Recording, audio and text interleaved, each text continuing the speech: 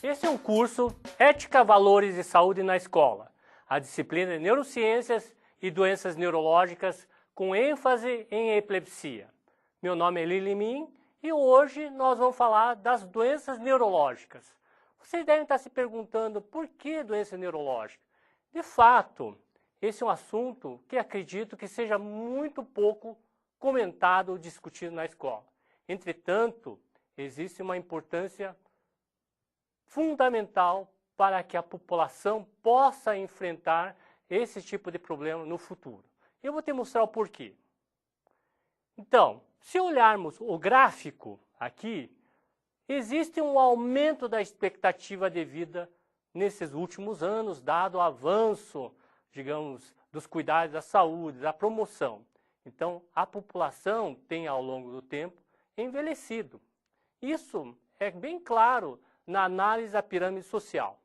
Se formos olhar novamente esse desenho, em 1981, éramos 6 idosos para cada 12 crianças até 5 anos. Esse cenário mudou em 2004, que eram 6 idosos para cada 5 crianças até 5 anos. O que está sinalizando isso? Que proporcionalmente a população está envelhecendo e temos cada vez mais pessoas na melhor idade. Isso tem uma relevância, dado o fato de que, se formos olhar a questão da mortalidade ao longo do tempo, vemos que é o seguinte: esse gráfico de 1930 até 2003 mostra na cor escura que as doenças infecciosas parasitárias têm diminuído ao longo dos anos, pois os controles das endemias, a melhor maneira de tratar, reduziu esse tipo de patologia, esse tipo de doença. Entretanto, com o passar do tempo, também com o aumento da expectativa da população, outras doenças, outras condições foram aparecendo, principalmente as condições de causa externa e de aparelho circulatório. Então, aqui, muitas dessas causas são potencialmente controláveis. Eu vou estar mostrando isso para você. Aqui é um ponto importante. Se formos olhar quais são as 10 principais causas de morte dos brasileiros, vamos olhar, em primeiro lugar está o acidente vascular cerebral, o famoso derrame. Inclusive, nós temos uma aula dedicada para esse assunto, dada a relevância do tema.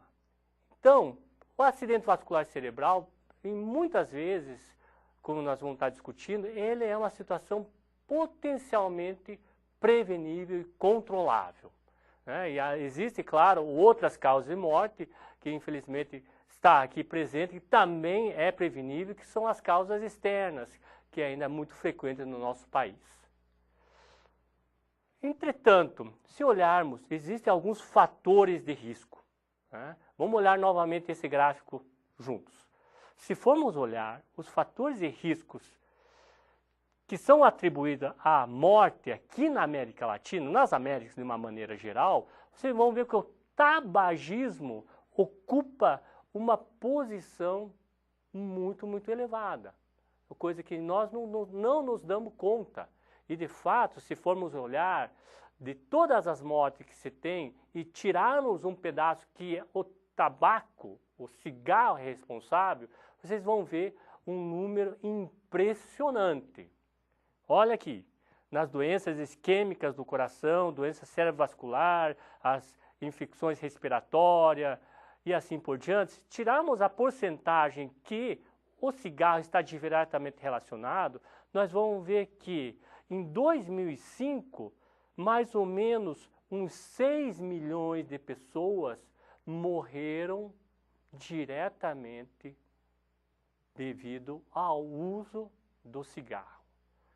E você, professor, professora, sabe quão importante a necessidade de começar a discutirmos esse assunto na escola com os alunos, para que comportamentos de saúde sejam adotados e cultivados, pois muitas das causas ou fatores de risco estão presentes dado o fato de que não são amplamente discutidos nos ambientes, principalmente nos ambientes escolares.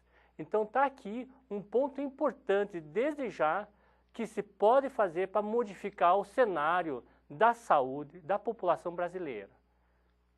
Um ponto importante aqui é claro que nós vivemos cada vez mais em regiões urbanas, metrópoles, e as grandes cidades trazem os seus benefícios, sem sombra de dúvidas.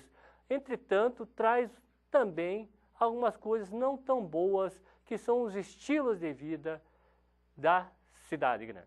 Há uma necessidade, desde cedo, de se cultivar alimentação saudável, de cultivar a prática esportiva, de entender que todo esse tipo de atividade ou de comportamento ou atitude pode modificar a vida futura desta pessoa.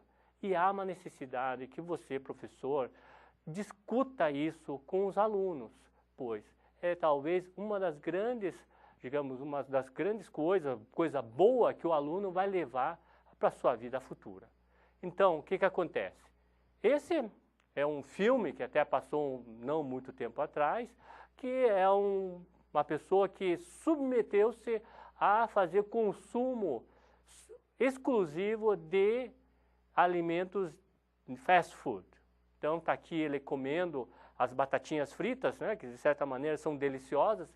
Entretanto, o consumo exagerado, indiscriminado, tem um preço que aos poucos você vai pagando lá na frente. Que é o quê?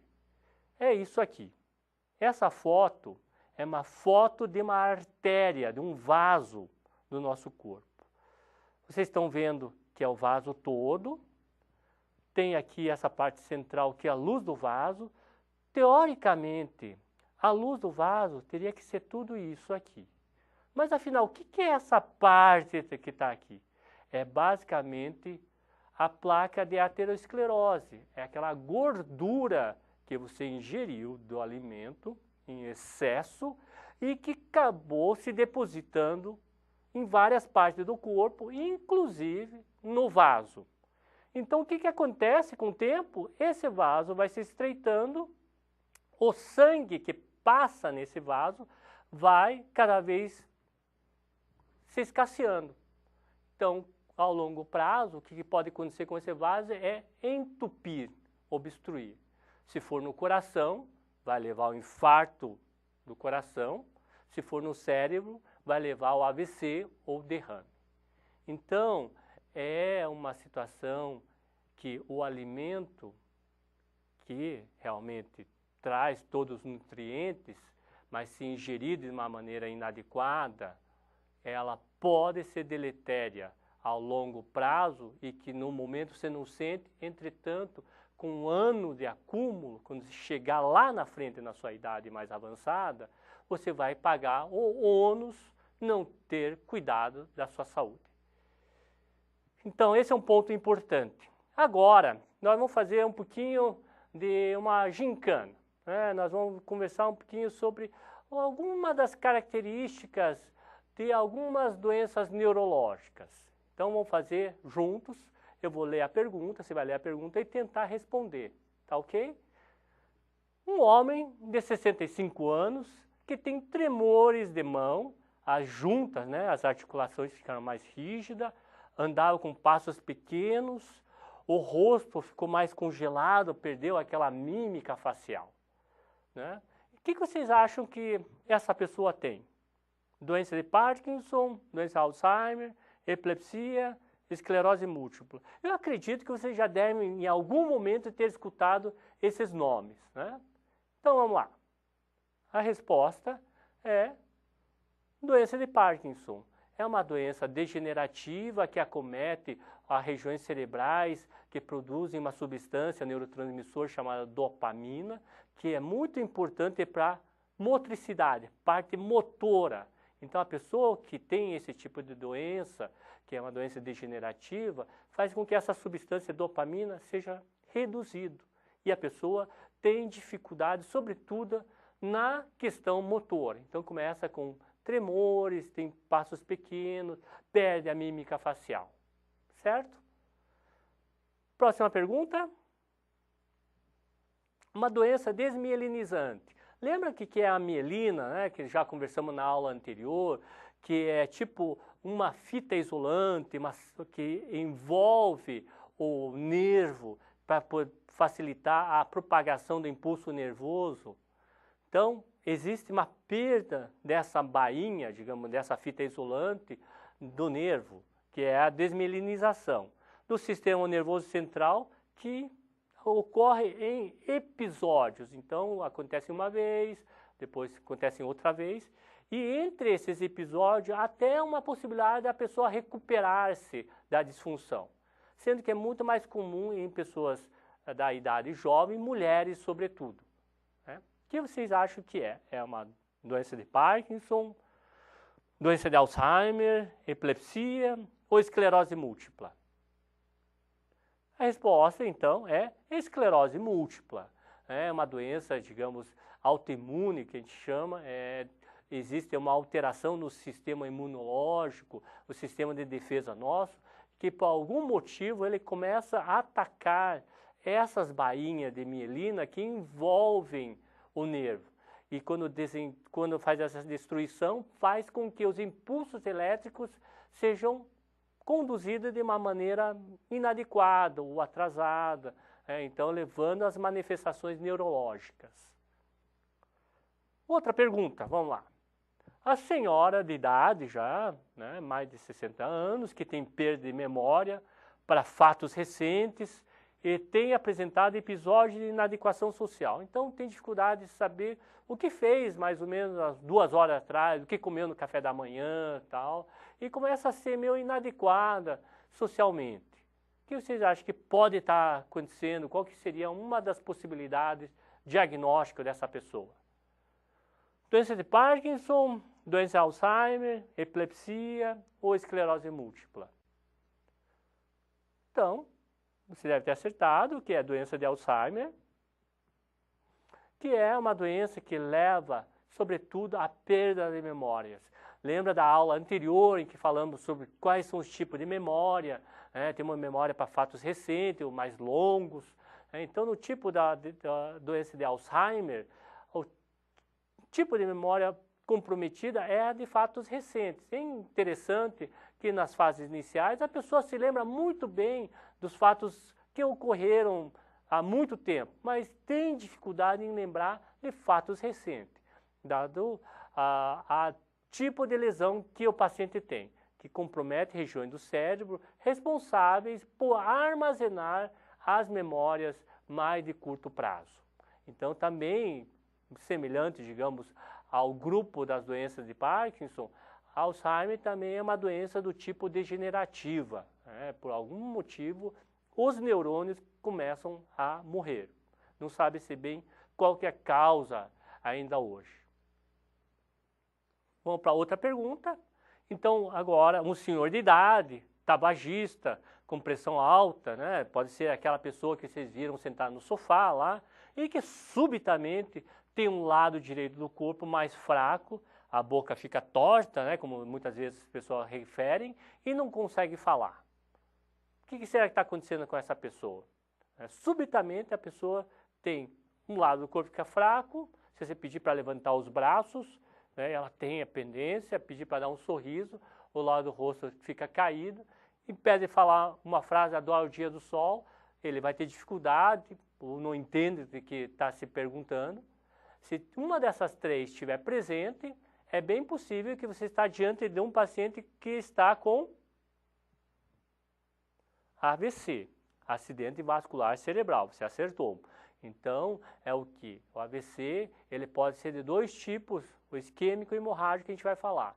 Então, leva a uma interrupção do fluxo sanguíneo e, com isso, o tecido cerebral, que requer uma alta quantidade de fluxo sanguíneo para fazer com que ela funcione, deixa de funcionar devido a essa interrupção.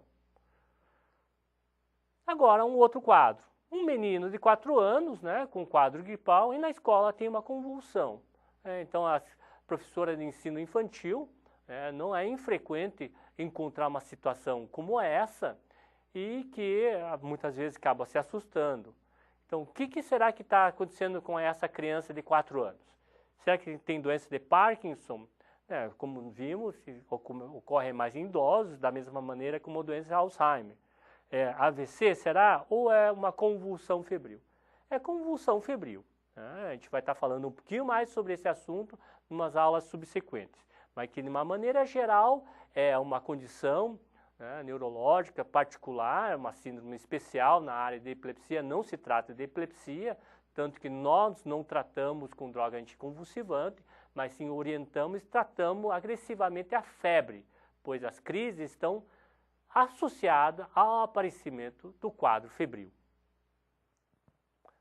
Então, mais uma última pergunta. Uma adolescente agora na escola, que é muito frequente até, que pode apresentar essa história nos últimos 6 meses, 4 episódios descritos como convulsão. O que vem a ser isso? Doença de Parkinson, doença de Alzheimer, epilepsia ou AVC? Epilepsia. Então, epilepsia é uma condição neurológica crônica que é caracterizada por recorrências de crises epiléticas. A convulsão é um tipo de crise epilética. Então, aqui faz com que você suspeite que a pessoa tem epilepsia. Bom, lembrando de que dentro das perguntas que fizeram para você no começo do curso, se vocês já viram alguma doença neurológica. Até é interessante rever um pouquinho sobre esse olhar de quantas pessoas que transitam, que têm a vivência na escola, têm algum tipo de doença neurológica. E seria interessante, claro, você trazer as suas dúvidas para a discussão em fórum, para que a gente possa ampliar esse debate entre os demais colegas.